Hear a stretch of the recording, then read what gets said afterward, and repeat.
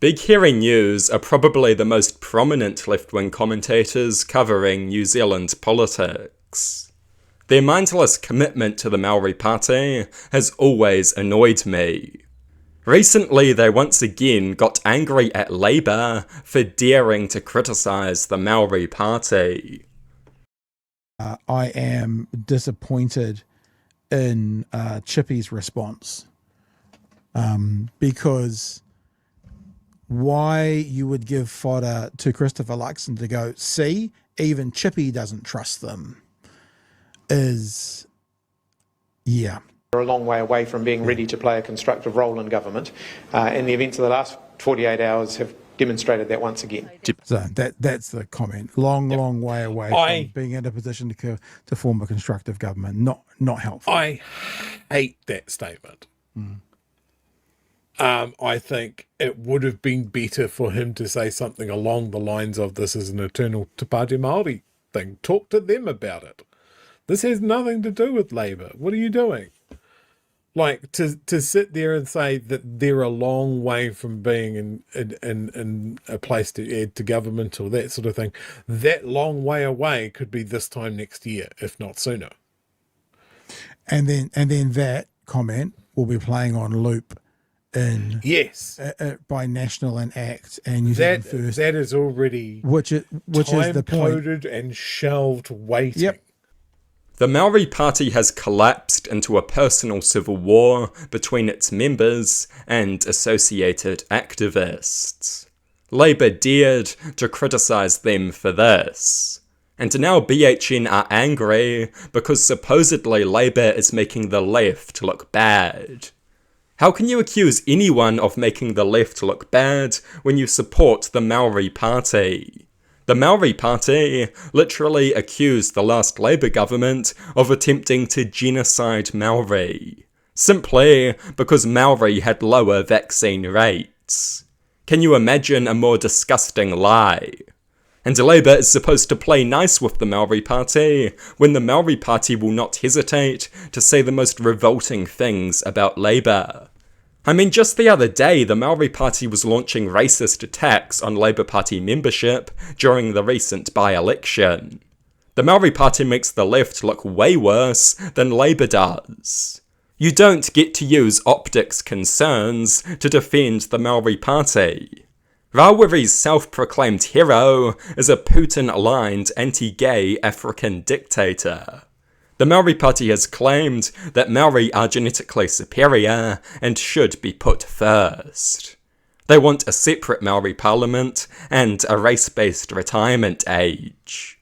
They mindlessly repeat Russian propaganda about the Ukraine war. They are fine with Russia annexing Ukraine in spite of basing their entire personalities on being anti-imperialist. They are totally insane, and they make the left look horrible. Criticising Labour for making the left look bad while defending the Maori Party. Are you kidding? There is a reason that Labour is polling at 30% and the Maori Party is polling at 3% on a good day. They are the weakest link. They are rubbish. The Maori Party will be the coalition's main argument against the left in 2026. Few people are scared of a Labour government. Any sane person is scared of the Maori Party denigrating cabinet with their appalling conduct.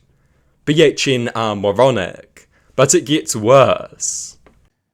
Debbie says something really, really lovely for us, right? For literally, Chewy, you and me and Emily and Magenta.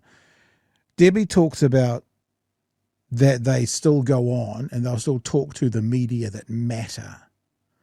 And just those words, and then if you haven't seen the clip, associating it with us, we get a name drop here, is actually really, really special. I'm quite, I mean, like, you know, getting mentioned in the media is not that big a deal, but something feels a bit different about this. That these guys see a sector of media as the media that matters. And this stupid ass little podcast is a part of that. BHN were massively excited that the Maori Party prefers them over the mainstream media.